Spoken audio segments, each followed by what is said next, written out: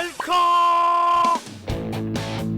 안녕하십니까. 2판 4판 스포츠 토크 이광용의 열카 3 야구 이야기 시간입니다. 새 얼굴이다. 이용균인 줄. 2010년에 이용균 기자가 열카 처음 나왔을 때 딱 그 느낌이에요. 풍채도 그렇고 약간 자, 아니 정말 열카 야구 이야기에 슈퍼 루키가 될 우리 스포츠 서울의 김동현 기자 어서 오십시오. 반갑습니다. 야. 그 지금 KBO 리그 시범 경기를 들었다 놨다 했던 슈퍼 루키 있지 않습니까? 누구요? 김도영 선수요? 김도영. 네. 이분은 김동영. 아니 갖다 붙여도 참네. 그래서 슈퍼 루키에 루에 이응을 붙여가지고 슈퍼 루키. 아니 그런 거는 좀 미리 좀 얘기 좀 해주면 안 돼요? 김도영 기자, 일단 뭐 간단하게 자기 소개. 예. 안녕하십니까. 저는 스포츠 서울에서 야구와 농구를 담당하고 있는 김동영 기자라고 합니다. 엄선에 엄선된 끝에 여기 오게 됐다고 하는데 잘 한번 해보겠습니다. 잘 부탁드립니다. 지금 담당 구단은 어디죠? 삼성과 키움을 담당하고 있습니다. 오늘 삼성과 키움 얘기를 했어야 되는데. 자, 야구의 계절이 시작됐습니다. 예. 자, 지금 사실은 시즌의 10%도 안 치렀어요. 144경기를 하는데 오늘 녹화 시점에 각 팀이 8경기를 치렀습니다. 네. 이번 주가 지나면 딱 14경기예요. 네. 그러면 10% 가까이 치르는 거죠. 그렇기 때문에 지금 연승했다고 우승할 것처럼 그렇게 하는 것도 어떻게 보면 설레발인 거고, 순위표 제일 아래에 있다고 해서 그게 시즌 끝났다고 포기하면 또 안 되는데, 근데 이게 뭔가 좀 문제가 보이는 팀이 한 팀 있어서 오늘 열카에서는 그 팀 이야기를 해보도록 하겠습니다. 오늘은 한화이글스 과연 문제가 있다면 뭐가 문제인지, 이 문제가 해결이 될 수 있는지 이런 얘기를 지금부터 본격적으로 해보도록 하겠습니다. 2022 시즌 현재까지의 한화 한 줄로 표현한다면 먼저 김동현 기자에게 드리겠습니다. 생각을 여러 해봤는데 이게 제일 맞는 것 같아요. 어렵다. 어렵다. 네, 어렵다. 그러니까 이게 보는 사람도 어렵고 뛰는 선수들도 어렵고, 그러니까 그런 느낌이 굉장히 많이 강하게 들었어요. 그러니까 이기고 싶지 않은 선수와 팀은 없는 건데, 그리고 열심히 노력하지 않는 선수와 팀도 없는데 뭔가 지금 결과물이 안 나오니 뭔가 좀 어렵다는 생각이 제일 먼저 들었습니다. 그래서 이걸 뽑아봤습니다. 장순아. 저는 두 개인데 선수들 참 힘들겠다. 팬들은 무슨 죄냐. 이렇게 하겠습니다. 그 정도예요? 저는 그럴 것 같아요. 그러니까 뭔가 그 팬들이 시범 경기를 지나고 이제 시즌 개막을 했을 때 일단은 여기서 이제 모든 게 이제 시작이 되는 거잖아요. 그렇죠. 네, 그러면 기대치라는 게 분명히 있을 겁니다. 시범 경기에서 보여준 것도 있고. 근데 그런 것들이 개막 경기부터 6연패하는 기간 동안 전혀 나오지가 않았어요. 뭐 주말에 2연승을 하긴 했지만 과연 하나 팬들이 작년보다 나아진 하나를 기대를 했을 때 과연 그런 기대에 충족시킬 만한 선수들의 플레이가 나왔냐, 경기 내용이 나왔냐 했을 때는 2연승을 했지만 그 2연승도 우연에 가까운 2연승이 아닌가, 이런 아마 평가를 하나 팬들은 저는 내리고 있을 거라고 생각을 합니다. 그러면 2022 시즌 한화이글스의 문제는 몇 가지로 볼 수 있는지, 자, 두 분, 우리 한국 시리즈 전에 손가락 펴서 하는 거 있잖아요. 몇 가지요? 네, 몇 가지. 숫자를 이야기해야 그렇죠. 예. 자, 야. 한화이글스의 문제는 모두 몇 가지인지, 자, 이 숫자를 딱 손가락으로 펴서 하시고 나서 거기서부터 이제 이야기를 이어나가겠습니다. 하나, 둘, 셋. 문제가 없어요? 너무 많아가지고 한 손으로 사실 무한대예요? 네, 저는 좀 많은 것 같아요. 알겠습니다. 네. 그러면 일단 두 가지라고 표현한 김동현 기자, 가장 큰 문제가 뭡니까? 뭔가 90점이 될 만한 선수가 보이질 않는 것 같아요. 그러니까 투타에서, 그러니까 예를 들어서 이렇게 어느 팀에 다 있는 주장도 있고 하지만, 그러니까 특정 야수면 야수, 투수면 투수에서 뭔가 중심이 되어서 이렇게 가자 이렇게 할 수 있는 선수가 딱히 안 보이는 느낌이랄까? 작년에 왜 우리가 추신수 선수 영입 효과 얘기할 때 그렇죠. 더가웃 리더라는 존재의 중요성을 얘기했었잖아요. 네, 맞아요. 김현수가 LG를 바꾼 것, 또 양의지가 NC를 바꾼 것. 최용우가 기아를 바꾼 거. 그렇죠. 그런 존재가 약간 그런 안 부분이 보인다. 아쉽다는 생각이 들어서 그리고 더 나아가면 콕 집어서 얘기하자면 하주석과 김민호의 역할이 굉장히 중요하다고 생각을 하는데 지금 이 둘이 자기 성적 챙기기도 바빠요. 개막 후에. 김민호 선수 같은 경우는 개막전 선발로 무려 낙점돼서 나갔는데 두 경기에서 썩 그렇게 좋은 모습이 아니었고, 그렇죠. 하주석 선수도 타율 2할 정도 아마 될 거예요. 팀을 위해서 내가 할 수 있는 걸 하겠다. 당연히 그건 하는 건데 내가 좀 기분이 업되고 내가 잘 되면 더 잘할 수 있을 거 아닙니까? 그러니까 그런 부분에서 아까 말씀드린 거에 연결되는 게 무게감의 측면에서 조금 아쉽지 않나라는 생각이 좀 들어요. 아, 그거는 제가 한번 제가 추가로 말씀을 드리면 그거는 스스로 자초한 일입니다. 재작년에 보세요. 나이 많았던 베테랑급 거의 내보냈잖아요. 재작년 마치면서 다 내보냈잖아요. 이용규 선수도 팀 내에서 가장 좋은 성적을 냈던 야수입니다. 그런데 그런 거를 같이 연관을 시켜서 결국에는 방출을 시켰잖아요. 사실 이용규 선수가 만약에 하나에 있었다고 생각을 해보세요.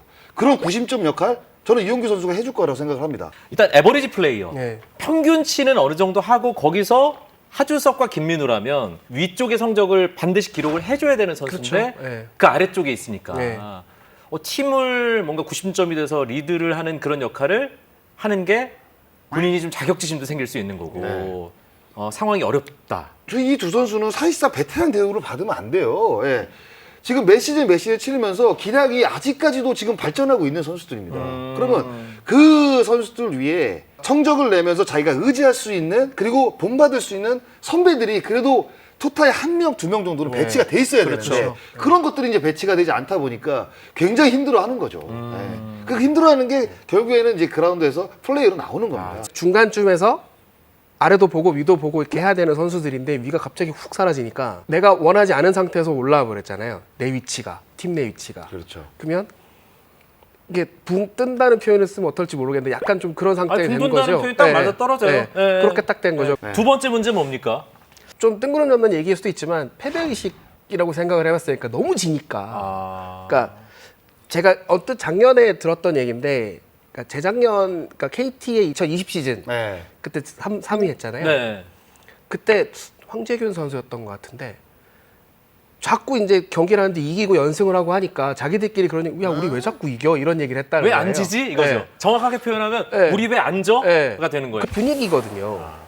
그러니까 선수들끼리도 나도 모르게 우리 자꾸 이기네, 다음에 또 이길 수 있겠네 이런 분위기 형성이 되면 내 성적 이상의 무언가가 나올 수 있다고 저는 생각을 하거든요. 근데 지금 하나는 정확하게 반대잖아요. 자꾸 지잖아요. 지고 오늘 지고 내일 또 지겠네 이렇게 젖어들면 이게 어느 순간 회복할 수 없는 어딘가로 빠지게 된다고 저는 패배도 보거든요. 습관되는 거죠. 그렇죠. 그러니까 이겨 버릇해야 되는데 저 버릇을 자꾸 하니 이게 선수들 입장에 얼마나 지치겠습니까? 아까 말씀하신 대로 팬들도 지치거든요. 그 다큐도 봤는데 실패할 자유라는 표현을 쓰시더라고요. 수베로 감독님께서. 근데 그게 제가 받아들이기에는 뭐 당연한 얘기겠지만 실패해도 된다. 여기서 배우고 다음에 더 잘하라라는 걸로 이해를 해야 정상인데 뭐 또 졌네? 또 실패네? 뭐 할 수 없지 뭐. 여기서 끝나는 것 같다는 생각이 들어가지고. 김도현 기자가 얘기했던 패배의식이 뭔가 젖어있는 본능적으로 발현되는 그걸 장성호 의원도 중계하면서 느끼나요? 사실은 네. 기아가 첫 승하고 한화가 연패 계속 이어가던 그 지난주에 주중 3연전을 장성호 의원이 세 경기 다 했잖아요. 네. 그러니까 팀이 진짜 작년보다 좀 더 약해진 게 아닌가? 뭐 사실 이런 생각도 좀 들었고 조금 제가 의아했던 부분은 어떤 경기였냐면 목요일 경기였어요. 네. 목요일 경기.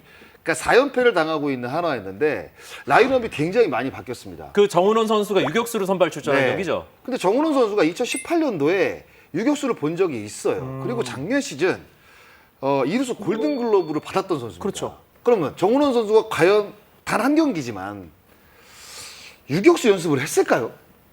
라는 생각이 드는 거죠. 이루수 골든글러브를 받았던 선수가 골든글러브를 받고 스토브리 기간 그리고 스프링 캠프 기간에 과연 유격수를 준비했을까? 그리고 이제 김태현 선수가 이루수로 그날 이제 기용이 됐습니다. 네. 근데 2021년 작년이었죠. 김태현 선수가 2경기가 있더라고요. 네. 이루수를 본 경기가. 그런데 수베로 감독은 김태현 선수를 이제 주전 뭐 코너 외야수 아니면 선수들을 쓰는 어떤 그 위치에 따라서 3루를 이제 기용할 수 있다. 김태현 뭐 선수 이런 이야기를 했습니다. 지난 8경기 현재까지 보니까 3루수 한 번, 또 2루수, 또 우익수, 네. 지명타자 네. 이렇게 그 기용이 됐더라고요. 선발 라인업에서는 한 번도 안 빠졌어요. 네. 김태현 선수가. 그래서 이제 그런 기용들을 봤을 때 글쎄 뭐 팀이 연패에 빠져 있는 상황이기 때문에 단발성으로 하는 것도 어느 정도 가능한다고 하지만 정은원 선수가 2루수를 계속 보다가 유격수로 옮겼어요. 그러면 가뜩이나 지금 타격이 올라오지 않고 지금 걱정인데 그럼 수비에 대한 부담감도 같이 저는 짊어주는 거라고 생각을 하거든요. 그리고 그러면 그 포지션이 준비를 아무리 많이 한다고 해도 잘하기가 힘든 포지션이죠. 그렇죠. 오늘 해서 내일 나갈 수 있는 포지션이 네. 아니니까. 그러니까 뭔가 연패에 빠져있기 때문에 변화를 줄 수는 있어요. 근데 꼭 그렇게 변화를 줘야 되냐는 거죠, 제 말은. 다른 쪽의 변화도 분명히 있습니다. 수비 위치는 뭐 똑같이 가져가고 뭐 안 맞는 선수 좀 내리고 좋은 선수 위로 올리고 이렇게 뭐 타순의 변화로 인해서 약간 감독이 뭐 일종의 충격 효과. 그렇죠. 뭐 그런 거 쓸 수 있지만 과연 이 수비라는 위치는 공격력까지 이어지지 않을 수가 없습니다. 무조건 이어지게 돼 있어요. 그 수비라는 부담감이. 예. 그러면 그렇게 팀이 연패에 빠져 있다고 해서 준비가 되지 않은 선수들을 과연 그 포지션에 그렇게 쓰는 게 맞는 것인가에 대해서 저는 약간 회의적인. 그러면 라인업 나왔을 생각이에요. 때 장성호 의원이 현장에서 이거 뭐지? 그렇죠. 딱 그 생각이 들었겠네요. 그렇죠. 그리고 바로 찾아봤죠. 과연 정은원 선수가 유격수를 본 적이 있는가? 김태현 선수가 1루로 본 적이 있는가? 그리고 과연 이 선수들이 스프링 캠프 기간에 그 포지션에 준비가 돼 있는가? 이걸 다 알아봤죠. 예. 그런데 사실 제가 생각했던 것 그대로 딱 준비가 안 돼 있더라고요. 아하. 그리고 굉장히 오랜만에 그 포지션에 또 이 선발 출장을 하는 거고. 여기서 하나 더 나가면 하나는 하나의 또 다른 좀 약점이라면 약점인 게 특정 포지션의 선수가 많아요. 3루 노시환, 김태현 이런 식으로. 그러니까 어딘 없고 어딘 많고 그러니까 이거를 어떻게 쓸지 궁리하니까 나온 답이 멀티 포지션인 거죠. 그러면 이걸 맞냐 틀리냐에 대해서는 뭐 그거는 결과가 증명해 줄 테니 지금은 평가를 차치하더라도 뭐 고육책이라면 고육책인데 맞는지를 모르겠어요 이게. 그러니까 이 멀티 포지션에 대해서 제가 한 말씀을 드리면 미국에서 지금 메이저리그에서 유명한 멀티 포지션 보는 뭐 크리스 브라이언트라든가 뭐 LA 다저스의 크리스 테일러 뭐 이런 선수들은 뭐 5개, 6개를 봅니다. 근데 기량이 어느 정도 다 올라온 선수들이에요. 그렇죠. 그 정도의 성적을 냈던 선수들이고. 근데 과연 김태현 선수가 작년 후반기에 합류해가지고 팀에 정말 지대한 영향을 끼쳤습니다. 타격에서 또 좋은 모습을 보여줬고. 그런데 한 시즌을 풀로 치러본 적이 없는 선수예요. 그렇잖아요. 그렇죠. 그러면 기량이 어느 정도 검증이 된 선수가 아닙니다. 그렇잖아요. 근데 팀 사정에 맞게 멀티 포지션을 쓴다? 기량이 올라오지 않은 선수를?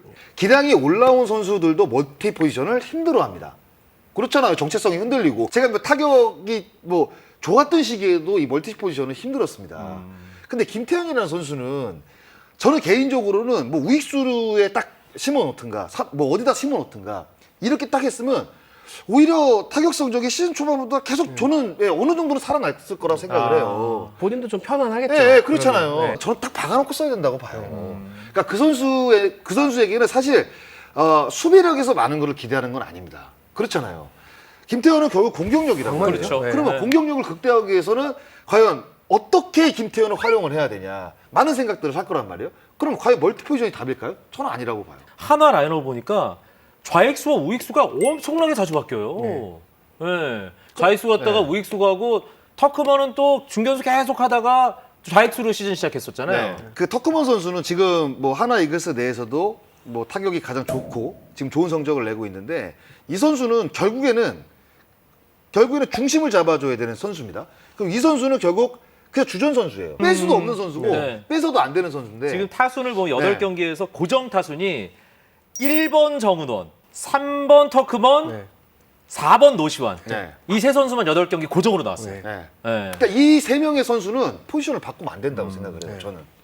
그러니까 터커먼 선수가 좌익수로 이제 시작을 했다는 것도 조금 의외였거든요.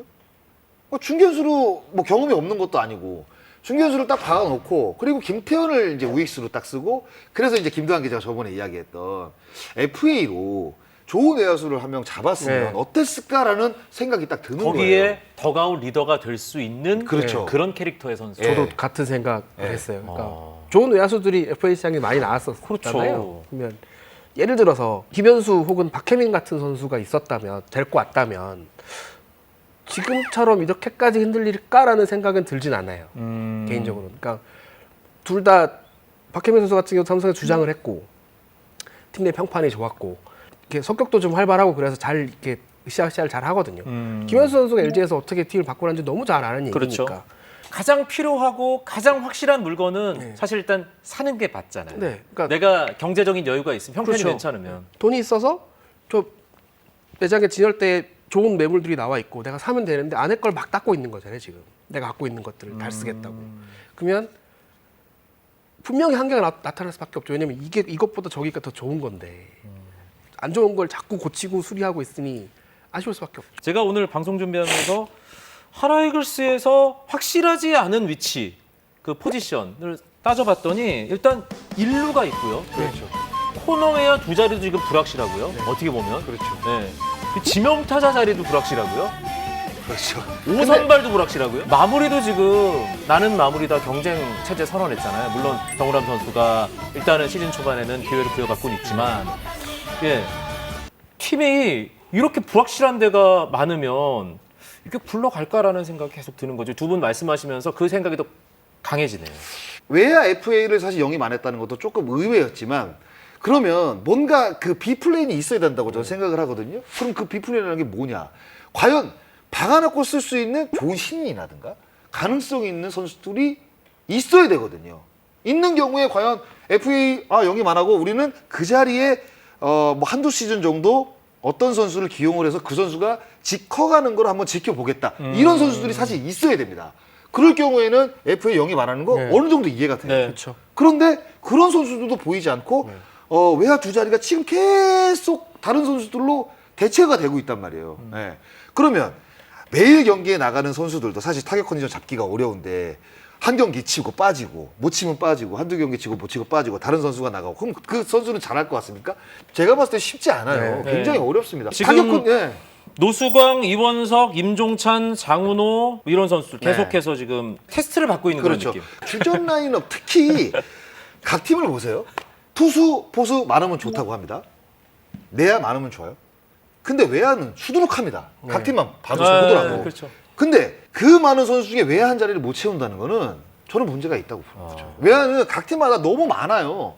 그리고 내야에서 약간 주전 경쟁에 밀린 타격 재능을 갖고 있는 선수들 이런 선수들이 외야로 가는 경우들이 굉장히 많습니다. 그렇죠. 예. 예. 그럼 결국에는 하나가 지금 외야 자리가 없다는 부분은 그런 경쟁력 있는 선수들도 없다는 이야기예요. 그러면 경쟁력이라는 결국 뭐예요? 엔트리 활용도 못하는 거고 뎁스의 문제는 진작부터 이야기가 나왔던 그런 거고. 지적도 나오잖아요. 지금 2루수 정은원, 3루수 노시환, 유격수 하주석은 거의 국대급인데 최지훈 선수까지. 네. 그렇죠. 포수 네. 최재훈 선수까지. 근데 백업이 너무 격차가 크다. 그렇죠. 그것도 그러니까 지금 장세나가 얘기했던 내야에서 경쟁에서 조금 밀린 선수들, 경쟁력 있는 선수들이 외야로 가서 또 팀을 더 풍성하게 그렇죠. 만들어주고 네. 그거 자체가 혈이 막혀 있다는 거예요. 그렇죠. 그런 선수들도 언제 엔트리 없다는 거죠, 지금. 그게 지금 사실 어떻게 보면 장기 레이스를 펼치는데 하나의 가장 큰 약점입니다. 뎁스가. 그러니까 지금 우리가 여기까지 얘기를 하면서 드러난 게 단순한 주전 라인업의 문제가 아니라 전체 28명의 엔트리를 딱 봤을 때 무게감이 더 떨어진다는 게 문제네요. 그렇죠. 아. 그럼 그동안에 하나가 제가 2018년도에 이제 포스트 시즌에 나갔잖아요. 그렇죠. 그럼 그 전에는 다 거의 대부분 이제 10몇 년 동안 하위권에 이제 맴돌았잖아요. 그럼 하위권에 있었다는 거는 결국에는 좋은 선수를 뽑을 수 있는 기회가 훨씬 많았다는 이야기인데. 그럼요. 그러면 결국에 문제는 또 스카우트까지 번지는 거예요. 스카우트는 뭐 했냐. 삼성 같은 경우에는 작년 시즌에 드래프트에서 야수를 1차 지명 포함해서 8명인가 뽑았습니다. 그러면 앞으로 주전 라인업에 노세화를 이제 생각을 한 거죠. 그건 전략이 있는 거죠. 그렇죠. 전략이 있는 드래프트란 말이에요. 드래프트 지명이란 말이에요. 그럼 하나는 지금 이 드래프트가 최근 몇 년간 굉장히 좋은 지명권을 갖고 있는데도 불구하고 키워낸 선수가 사실 뭐 누가 있을까요? 노시환? 아니 각 팀 보세요. 뭐 키움의 박찬혁이라든가 뭐 삼성의 이재현이라든가 그러니까 좋은 시즌도 굉장히 많이 나오고 있잖아요. 예. 근데 하나는 그런 선수들조차도 1군 라인업에서 그리고 1군 엔트리에서 볼 수 없다는 이런 거는 결국에는 스카우트까지도 팀 사정에 맞게 스카우트를 못한 게 아닌가. 그러면 결국에는 프론트에도 문제가 있다는 거죠. 그건 뭐 저희가 이전 방송에서도 네. 여러 번 다룬 적이 네. 있었고요. 예, 장순아 아까 무한대의 문제라고 끝없는 문제 제기 오늘 가능할 것처럼 얘기했는데 그럼 또 생각하는 문제는 뭡니까? 일단 저는 엘카에 나와서 우리가 이제 감독이란 무엇인가에 대해서 이야기를 할 때 감독은 제가 뭐라고 했습니까? 네? 성적에 책임을 지는 자이라고 이제 말씀을 드렸잖아요. 작년 같은 경우에는 이제 수베로 감독이 첫 해기 때문에 시행착오도 있고 본인의 야구를 이제 하나이글스에 입히기 위해서 노력한 부분들이 분명히 있습니다. 인정할 건 인정해 줘야 돼요. 수비 실책은 좀 많았지만 시프트로 인해서 어떤 KBO 리그의 관심도가 좀 올라갔고요. 그리고 다른 팀들도 그 수베로 감독의 극단적인 시프트를 어느 정도 따라 했으니까 네. 분명히 KBO 리그에 끼친 영향은 있습니다. 그런데 이제 올해 같은 경우에는 뭐 단지 8경기지만 저는 작년보다는 훨씬 더 좋은 모습을 보여줘야 된다고 생각을 하거든요. 예. 어떤 그 선수들을 다 열심히 하겠죠. 열심히 안 하는 선수가 어디 있겠습니까? 근데 감독은 성적으로 모든 것을 증명해내야 되는 자리입니다.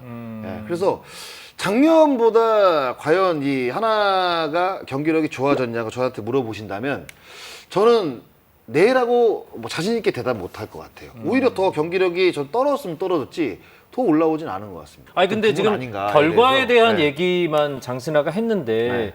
사실은 감독도 다 스타일이 있고 어떤 리더냐, 어떤 사람이냐 우리가 이 얘기도 또 자연스럽게 할 수밖에 없게 되잖아요. 수베로 감독은 어떤 리더십을 가지고 있는 지도자입니까? 자기가 할 말은 하되 이걸 막 강하게 억압적으로 막 하는 스타일은 또 아니고 그러니까 선수들은 되게 좋아하는 것 같아요. 전반적으로 봤을 때. 아, 좋은 말씀 많이 해주고 다 좋은데 때로는 팀 성적이 이렇고 상황이 안 좋다면 더 군림할 필요는 있다고 생각을 하거든요. 감독 입장에서. 독한 소리도 가끔 해야 된다. 근데 뭐 그걸 아주 안 한다라는 개념이라기보다는 좀 약하지 않나라는 생각이 좀 들고 그리고 외국인이라 더 그런 한계는 있는 것 같고. 근데 이렇게 저도 오늘 이 옐카를 준비를 하면서 수베로 감독을 한번 포털 사이트에 한번 쳐봤어요. 예. 정말 선진적인 취재 시스템으로 예. 포털 사이트에 예, 카를로스 쳐봤어요. 수베로를 네, 검색해봤다. 쳐봤어요. 예. 예. 검색을 해봤는데 작년에도 이제 하나가 최하위를 차지를 했고 지금도 사실 최하위입니다. 이렇게 되면 이 정도가 되면 뭔가 감독의 수베로가 어떤 야구를 하고 있는 건지 감독 이 수베로는 과연 무슨 야구를 지향을 하는 건지 의심의 눈초리의 기사가 사실 있어야 돼요. 네. 전 있어야 된다고 봅니다. 그럼 이제 라인업을 짜고 투수를 그렇게 운용하고 하는 거는 감독의 결정, 최종 결정은 감독이. 감독이 최종 그렇죠? 결정을 하는 거죠. 어. 네. 그럼 그 코칭 스태프랑 상의를 해서 의견을 받아들여서 상의를 하는지 안 하는지는 모르겠어요. 제가 뭐 하나 코칭 스태프가 아니기 때문에 뭐 독단적으로 결정을 할 수도 있겠죠. 상의를 할 수도 있는 것이고. 그런데 정민철 단장하고는 구단 방향에 대해서는 이야기를 안 하는 것 같아요. 뭐지? 수베로 감독과 정민철 그러니까 단장. 수베로 감독이 뭔가 팀을 운영하는 모습을 보게 되면 저는 사실 물음표가 왜 저렇게 운영을 하지? 왜 저렇게 기용을 하지에 대해서 좀 많은 의문점이 생기는데 사실 그런 거 그러니까 감독을 컨트롤할 수 있는 거는 전 단장이라고 봅니다. 그래서 이제 늘 이야기하는 게 단장과 감독의 이 소통 그리고 많은 대화 이런 것들로 구단의 어떤 그 방향성을 딱 만드는 게 좀 중요하다고 생각을 하는데 과연 수베로 감독이 어떤 걸 했을 때 잘못된 부분에 대해서 정민철 단장이 과연 그 부분에 대해서 과감하게 왜 이렇게 하냐 이건 아닌 것 같다라고 이야기를 할까요? 그래도 KBO 리그가 82년에 출범을 해서 지금 40년 넘어 41년째가 되고 있지 않습니까? 특히 21세기 들어서는 리빌딩 혹은 리툴링 그리고 당장의 성적을 내야 하는 어떤 그런 것들 다 조금씩 팀마다 사정에 따라서 목표가 다른데 하나는 지금 2022 시즌에 성적을 낼 수는 없는 상황이에요. 솔직히 그냥 까놓고 얘기해서 그럼 지금 이게 리빌딩의 정확한 방향이 맞는지 뭔가 긍정적으로 바라볼 수 있는 구석은 있는지 그 부분에 대한 얘기도 좀 해보고 싶은데 어떻습니까? 리빌딩을 하고 있는 건 확실한 것 같은데 네. 어렵다. 잘하고 있느냐라고 봤을 때는 솔직히 잘 모르겠어요. 뭔 소리냐면 저 같은 경우는 아까 말씀하셨지만 대다수의 선수들에게 대다수의 기회를 줘요. 그러니까 너무 많은 선수들한테 기회가 가요. 그러면 경기는 한정돼 있고 이닝이 한정돼 있으니까 이 선수한테 가는 기회가 한정될 수밖에 없을 거 아닙니까? 그러면 거기서 좀 추려가지고 팬들끼리 흔히 얘기하는 바꿔 그냥 써보는 그런 것도 필요하다고 보는데 너무 그런 게 없어요. 그러니까 젊은 선수는 차고 넘치는데 누가 좋은지는 아무도 몰라요. 리빌딩이 뭐 무한 경쟁 뭐 다 좋지만 그 왜 무한 경쟁을 시즌 중에 하냐는 거죠. 굳이 그러지 않아도 되거든요. 희망 경기 때 해서 추려가지고 그러니까 일정 기간 써보고 아니면 또 올려 써보고 이렇게 하면 되는데 계속 뭐가 바뀌니까 사람이 아까 말씀드린 대로 엔트리 봤는데 이 친구는 그래서 누구지? 기자들 사이에서 이런 얘기가 나오니 그럼 이게 맞나? 수베로 감독이 올해 같은 경우 이기는 야구를 한다고 했단 말이에요. 그럼 그 이기는 야구가 과연 뭔가인가에 대해서는 감독이 청사진을 내야죠. 예. 근데 그 청사진을 우리가 들었을 때 과연 그게 청사진인가 하는 의문점이 굉장히 많은 거죠. 이기기 위해서 어떻게 팀을 운영을 하겠다는 건지. 아, 지금 청사진이 나온 게 있어요, 구체적으로? 그냥 이기는 야구를 네, 하겠다라는 하겠다. 선언만 있었던 네. 거예요? 그게 시범 경기 때는 좀 보였어요. 그러니까 어떤 부분을 제가 봤냐면 시범 경기 때 우리가 이제 희생번트 같은 거 잘 안 되잖아요. 첫 경기인데 지금 삼성이랑 하는데 희생번트를 대더라고요. 이기려고. 그래서 야 올해는 이 시범 경기부터 수비로 감독이 선수들에게 이 승리의 어떤 그 기쁨을 주입시키기 위해서 약에 독하게 좀 운영을 하려나 보다. 시범 경기부터? 네. 근데 그런 느낌을 좀 받았어요. 그런데 정규 시즌 들어와서 연패를 당하고 팀 성적이 좀 좋지 못하니까 과연 이기는 야구가 뭔가에 대해서 많은 분들이 아마 좀 궁금해 하실 겁니다. 과연 어떻게 운영을 해서 이기는 야구를 한다는 거지? 네. 그런 궁금증 분명히 있죠. 네. 지금 고구마가 지금 한 17인분 정도 쌓여있어요. 사이다 주문할 시간입니다. 어떻게 한 시즌을 치르는데 감독 혼자 모든 것을 다 꾸리고 나가겠습니까? 더 좋은 의견들을 내고 더 좋은 라인업을 만들고 더 좋은 투수 운영을 하기 위해서 코칭 스태프라는 게 있는 거예요. 네. 예. 그리고 요즘은 다 코치들한테 분업화가 다 잘 돼 있는 상태라. 왜냐하면 그게 전문 네. 영역이고 네. 그렇죠. 그 전문 영역을 존중하고 권한을 더 확장시키고 있잖아요. 그렇죠. 거기서 이제 좋은 자료들 그리고 좋은 아이디어들 감독이 수렴해서 자기 걸로 만들어서 경기를 운영하면 되는 겁니다.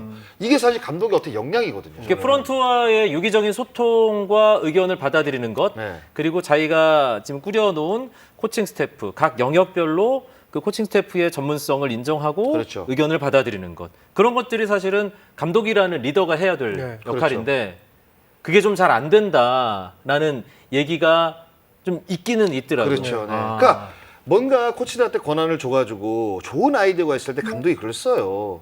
그럼 쓴다는 걸 알잖아요, 코치가. 그러면 내 아이디어가 감독한테 먹히네? 이게 좋은 아이디어인가 네. 보구나. 그러면 코치들이 어떻게 하겠습니까? 어우, 자신감이죠. 자신감 갖고 더 많은 준비를 할 거란 더 말이에요. 열심히 하는 그렇죠. 거죠. 더 많이 생각하고 우리 팀이 더 잘 나가기 위해서 내가 감독을 도와줄 수 있는 일이 어떤 일일까에 대해서 더 고민하게 되면 그게 결국에는 강팀이 되는 겁니다. 그 사실은 진짜 리더는 사람들이 정말 신나게 자기의 위치에서 뭔가를 열심히 찾아서 할 수 있게 만드는 게 진짜 리더인데 네. 그런 부분이 잘 안 보인다라는 거군요. 야구 뭐 밸런스 얘기 많이 하지만 그거 다 밸런스 맞춰 가는 거거든요. 코칭 스텝 전체를 아울러 가면서. 근데 그런 모습이 모든 구단이 다 그러면 너무 좋겠지만 아닌 구단도 분명히 있고 뭐 다 가지각색이니까. 근데 하나가 조금 그런 부분이 아쉽지 않나라는 생각이 좀 들어요. 이제 하나이글스 경기를 보면 수베로 감독이 액션이 상당히 좀 적극적이잖아요. 그렇죠. 그게 득이 될 수도 있지만 한편으로는 또 독이 될 수도 네. 있는. 저는 적극적으로 이 덕아웃에서 움직이는 거 오케이 괜찮아요. 그런데 단 전제 조건은 뭐냐? 그 담당 코치들이 있잖아요. 코치들과 과연 이야기를 나눈 이후에 내가 좀 열정이 많고 경기를 좀 뭔가 관여하는 걸 되게 뭐 원래 그 스타일이다. 이거를 만약에 내가 시즌 중에 경기 중에 한다고 한다면 나를 좀 이해해달라.